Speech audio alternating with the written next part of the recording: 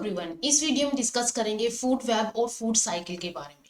Last video में हम food chain के बारे में डिस्कस कर चुके हैं। डिफरेंट डिफरेंट टाइप की फूड चेन भी हम डिस्कस कर चुके हैं। उस वीडियो का लिंक आपको डिस्क्रिप्शन में मिल जाएगा। एंड इसके अलावा जो भी हमने इकोसिस्टम के टॉपिक्स डिस्कस किए हैं उन सभी वीडियोज के लिंक भी आपको डिस्क्रिप्शन में मिल जाएंगे, वहां से आप वीडियो देख सकते हैं। एंड अगर वीडियो हेल्पफुल लगती है तो लाइक कीजिए, शेयर कीजिए अपने फ्रेंड्स के साथ एंड चैनल को सब्सक्राइब कर लीजिए।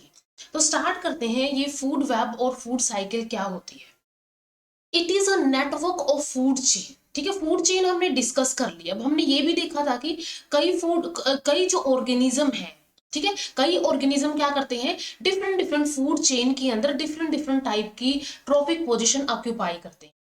तो एक ऑर्गेनिज्म या फिर एक लिविंग बीइंग कई दूसरे या फिर जैसे कि ओमनीवोर्स की बात करें, वो डिफरेंट डिफरेंट टाइप के फूड खा सकता है। तो वो कुछ अलग अलग फूड चेन के अंदर हम उसको इंक्लूड कर सकते हैं। तो ये जो नेटवर्क होता है, कनेक्शन होता है या फिर इंटरनेटवर्क होता है बिटवीन फूड चेन्स। ठीक है, फूड चेन्स के बीच का ही क्या होता है, एक नेटवर्क होता है। It is a network of food chain which become interconnected, जो कि एक दूसरे से इंटरकनेक्टेड होती है at various trophic level, different different trophic level के ऊपर, so as to form the number of feeding connections amongst different organism of a biotic community.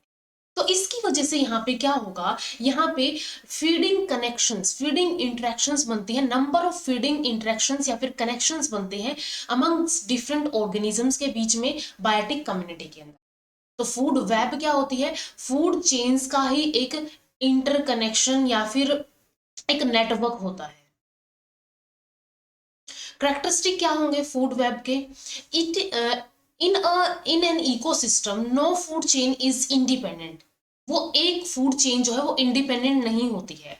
And the linear arrangement of food chain hardly occurs. ठीक है, ये क्या होता है, बहुत hardly अकर होता है। तो इसके अंदर क्या होता है, लीनियर मैनर नहीं होता इसके अंदर। जैसे कि यहाँ पे ये अगर हम बात करें, T1 है, T2 हो गए, T3 हो गए, देन T4 हो गया। तो ये जो T1 है, इस इन प्रोड्यूसर्स को, ट्रॉफिक लेवल 1 को, ये T2 ये भी खा सकता है, ये भी खा सकता है, फिर इसको ये भी खा सकता है, इसको में भी ये भी खा सकता है, ये इसको ये खा सकता है। एंड इन सबको शायद ये एक T4 वाला जो ट्रॉफिक पोजिशन वाला ऑर्गेनिज्म है वो ईट कर सकता है। तो यहाँ पे क्या है, एक फूड चेन इंडिपेंडेंट नहीं होती है। ठीक है, no food chain is independent, वो एक दूसरे के ऊपर डिपेंडेंट रहती है। एंड लीनियर अरेंजमेंट जो है वो नहीं होता है, वो एक इंटरकनेक्शन के बीच में इनका चलता है। It is found by interlinking of a number of food chain. ठीक है, यहाँ पे क्या होती है, इंटरलिंकिंग होती है फूड चेन्स की। This also help in checking the over population of highly फिकंडिव species. Highly फिकंडिव species किसको बोलते हैं, जिनके अंदर बहुत ज्यादा रिप्रोडक्टिव कैपेसिटी हो। ठीक है, रिप्रोडक्टिव कैपेसिटी हो जिसके अंदर, तो उनकी ओवर पॉपुलेशन भी हो सकती है। तो ये क्या चेक करता है, ये ओवर पॉपुलेशन ना हो हाईली फिकंडिव स्पीसीज की of animals and plants. Each species of an ecosystem is kept under some sort of natural check, so that the system may remain balanced। और इकोसिस्टम को बैलेंस करने के लिए, उसको इक्विलिब्रियम रखने के लिए यहाँ पे एक चेक चलता है। उस चेक की वजह से एक शॉर्ट में नंबर होता है, कुछ नेचुरल चेक चलते हैं, जिसकी वजह से वो जो पॉपुलेशन है वो ओवर पॉपुलेशन यानी कि ज्यादा नहीं होती है। उससे पहले कुछ ऑर्गेनिज्म जो है उसके मरते रहते हैं, कुछ नए पैदा होते रहते हैं। तो ये क्या रहता है, इसकी वजह से इकोसिस्टम बैलेंस रहता है। A food web is generally formed of 3 types of food chain। ये 3 टाइप की फूड चेन की बनी होती है। इसमें प्रीडेटरी चेन होती है, जो कि स्टार्ट होते हैं from plant and size of organism increase. यहाँ पे साइज ऑफ ऑर्गेनिज्म इंक्रीज करेगा। पैरासिटिक चेन्स, जो कि हम डिटेल में डिस्कस कर चुके हैं, ये प्रीडेटरी पैरासिटिक। तो इसके अंदर क्या होता है, पैरासिटिक के अंदर size of the organism decreases and number of the organism increase. Size decrease होता रहेगा, नंबर ऑफ ऑर्गेनिज्म इंक्रीज होते रहेंगे। And last one is the detritus or saprophytic chain proceeded from dead animals to microorganism। and ये dead animals, dead plants से, dead organic matter से microorganism तक क्या करती है, चलती है। तो फूड वेब के अंदर जनरली 3 टाइप की फूड चेन होती है। एक प्रीडेटरी हो सकती है, एक पैरासिटिक हो सकती है, एंड थर्ड वन डेट्रीवोरस या फिर सैप्रोफिटिक चेन हो सकती है। The age and size of the species and availability of food source are important factor in determining the position of an animal in a food web। एक food web के अंदर, ठीक है, कनेक्शन के अंदर, फूड चेन के connection के अंदर किसी भी स्पीसीज की एज एंड साइज, ठीक है, किसी भी स्पीसीज का age and size and availability of food source, ये इंपॉर्टेंट फैक्टर होते हैं उस एनिमल की, उस पर्टिकुलर स्पीसीज के फिर पर्टिकुलर एनिमल की फूड वेब के अंदर पोजीशन डिटरमाइन करने के, ठीक है। क्या उसकी एज है, क्या उसका साइज है, क्या उसके लिए उसका फूड सोर्स है, ठीक है। तो ये तीन फैक्टर होते हैं जिसकी वजह से जो फूड वेब है उसके अंदर उस एनिमल की पोजीशन देखी जाती है, फिर डिटरमाइन की जाती है। Normally, a food web operates according to taste and food preference। अब कई बार ऐसे एनिमल भी होते हैं जो कि 2 या 3 टाइप के फूड ईट करते हैं, तो उनका टेस्ट या फिर उनकी फूड प्रेफरेंस क्या है उस टाइम पे, वो वही, या फिर अवेलेबिलिटी क्या है उस ऑर्गेनिज्म के पास, वो वही ईट कर लेता है, तो वो एक दूसरी फूड चेन के अंदर एंटर कर जाता है, या फिर वो जो है दूसरा टाइप का फूड करता है तो वो उस फूड चेन के अंदर रहता है। तो food web operate according to taste and food preference क्या है ऑर्गेनिज्म की हर एक ट्रॉफिक लेवल के ऊपर। However, availability of food source is very important। यहाँ पे उसका टेस्ट क्या है एंड उसकी फूड प्रेफरेंस क्या है, ठीक है। ये तो दो मेजर फैक्टर है जो कि उस ऑर्गेनिज्म के हैं। लेकिन अगर हम बात करें नेचर की, इकोसिस्टम की, वहां पे फूड की अवेलेबिलिटी क्या है। अब उसको खाना तो सपोज जैसे कि कोयला होते हैं, उनको यूकलाइपटस के लीव्स खाना पसंद होते हैं, तो वहां पे अगर कोई और फूड ना हो तो वो और फूड नहीं खाता। लेकिन कुछ ऑर्गेनिज्म ऐसे होते हैं वो क्या कर जाते हैं, जेनरिक स्पीसीज जिनको बोलते हैं, तो वो दूसरी फूड टाइप के ऊपर स्विच कर जाते हैं, ठीक है। स्पीसीज के अंदर अगर हम बात करें, एक होती है जेनरिक स्पीसीज और एक होती है स्पेशलिस्ट। तो इस जेनरिक में ये किसी भी टाइप का जनरल फूड खा सकता है, अगर इसको एक चीज अवेलेबल नहीं है तो दूसरे के ऊपर ये स्विच कर सकता है। लेकिन ये जो स्पेसिफिक स्पीसीज है, इनको जो फूड इनका होता है वो वही खाएंगे, अदरवाइज ये क्या हो जाएंगे, डाई ऑफ हो जाएंगे। तो इनके अंदर भी ऐसा होता है, अवेलेबिलिटी क्या है फूड सोर्स की, ये भी एक इंपॉर्टेंट पॉइंट है। In Sundarbans the tiger eat fish and crab in the absence of their natural prey. उसका जो नेचुरल प्रे है, अगर उसकी एब्सेंस है सुंदरबंस के अंदर, तो ये क्या कर लेता है, टाइगर ये फिश को भी ईट कर लेता है, ये क्रैब्स भी खा जाता है, ठीक है। तो ये क्या होगी, एक जेनरिक स्पीसीज होगी जो कि इसका फूड प्रेफरेंस क्या है, इसकी फूड प्रेफरेंस तो इसका नेचुरल प्रे जो है लाइक डियर हो गई, वो हो गया। लेकिन अगर इसको वो फूड नहीं मिलता है तो दूसरे के ऊपर स्विच कर जाता है। The complexity of the any food web depend upon the diversity of the organism in an ecosystem, which in turn depend upon the alternative pathway of the food।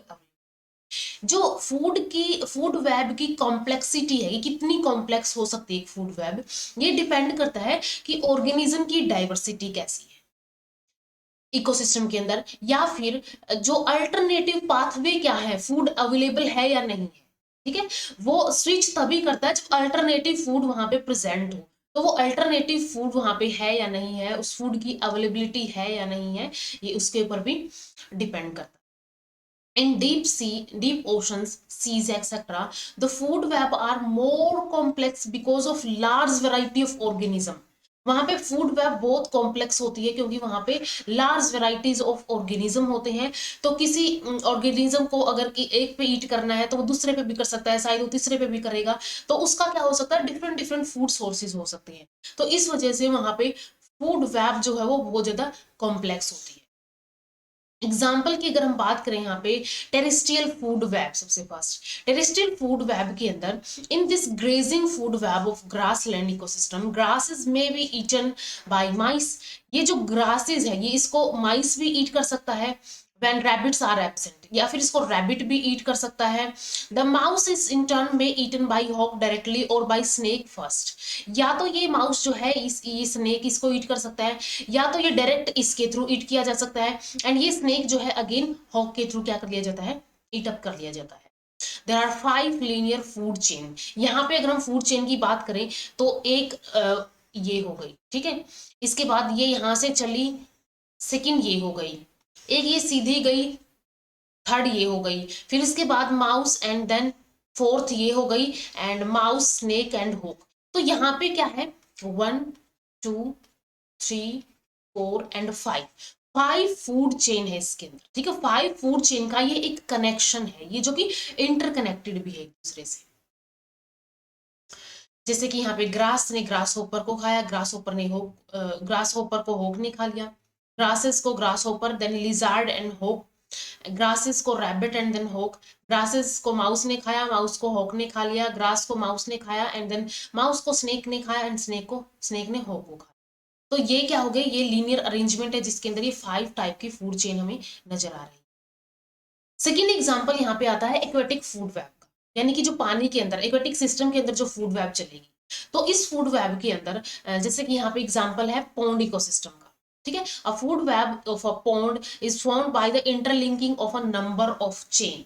यहाँ पे अगर हम बात करें इंटरलिंकिंग चल रही है नंबर ऑफ चेन्स की, तो अगर हम इसके अंदर बात करें इस फूड चेन के अंदर, इस फूड वेब के अंदर, तो यहाँ पे सबसे फर्स्ट हम देखेंगे तो यहाँ पे क्या है, यहाँ पे 1 2 3 4 5 6 7, टोटल यहाँ पे 7 नंबर ऑफ चेन्स है, ठीक है। टोटल 7 नंबर ऑफ चेन है। सबसे पहले यहाँ पे डाइटम्स, डेजमिट्स एंड एल्गी थे।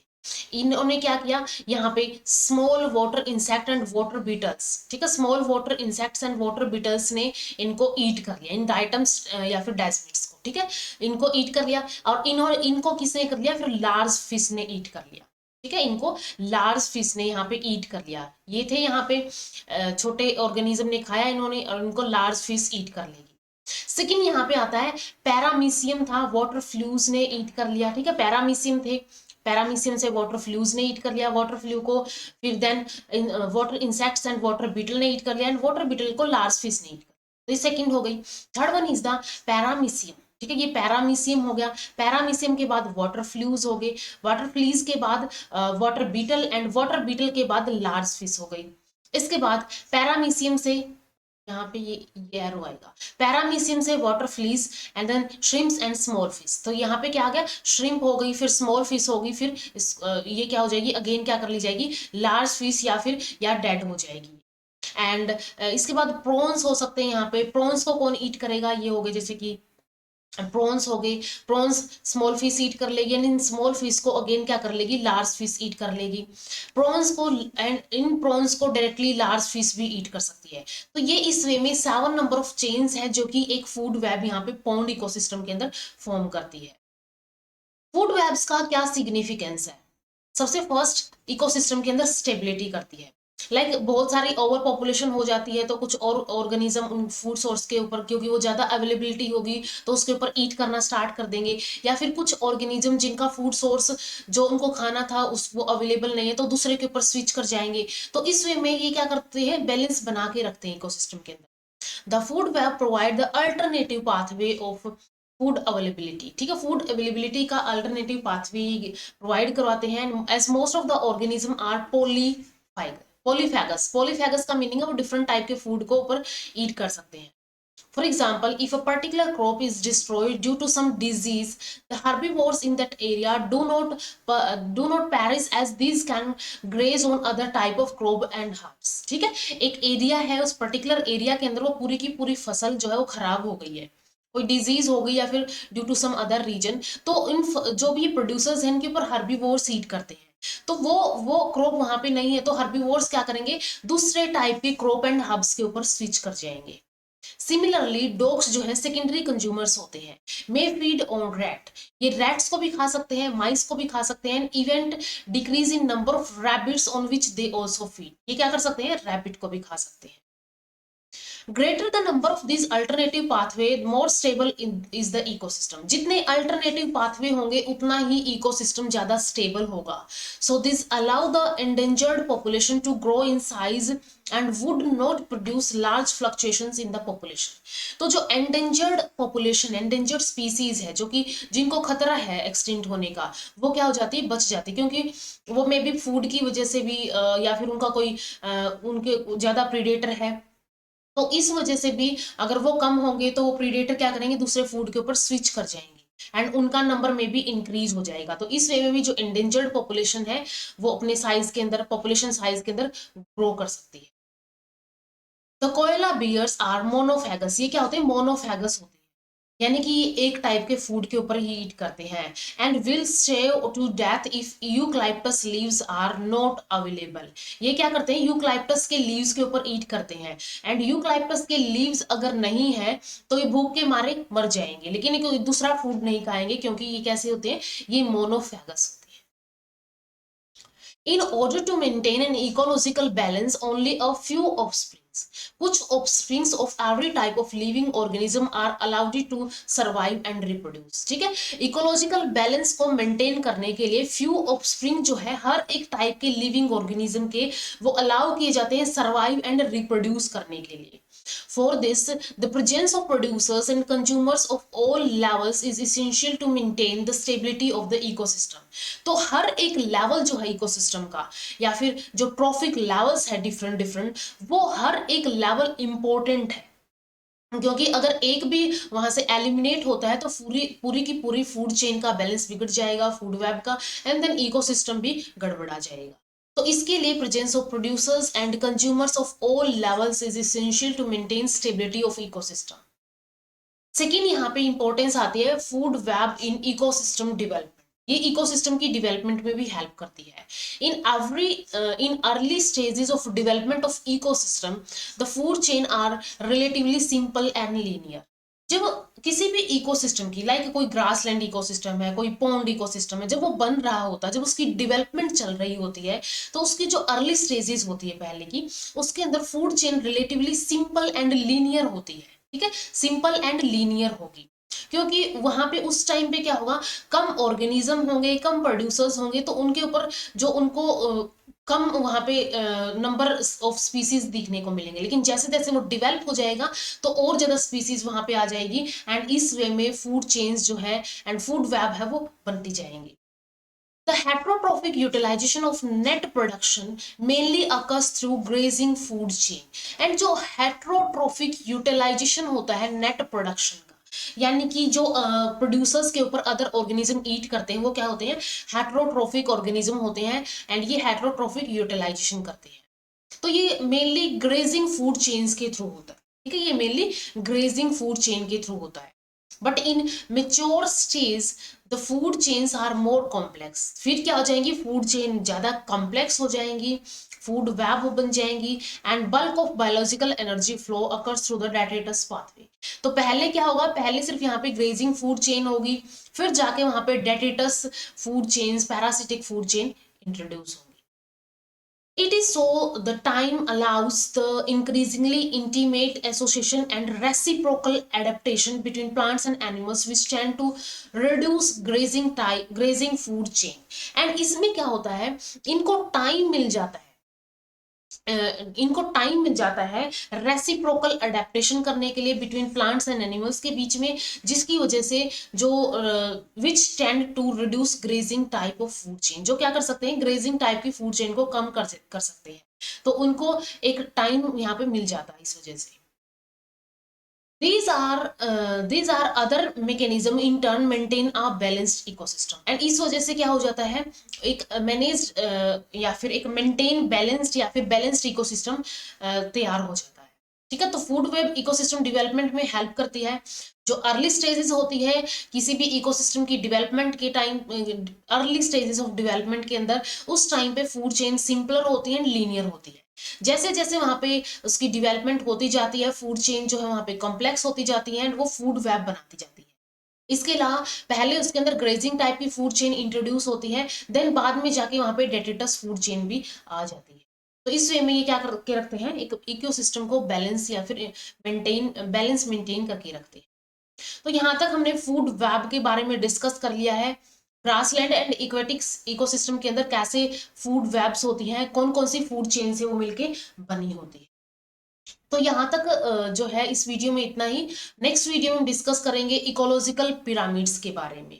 तो मिलते हैं नेक्स्ट वीडियो के अंदर। एंड अगर वीडियो हेल्पफुल लगी हो तो लाइक कीजिए, शेयर कीजिए अपने फ्रेंड्स के साथ, एंड चैनल को सब्सक्राइब कर लीजिए। Thank you so much.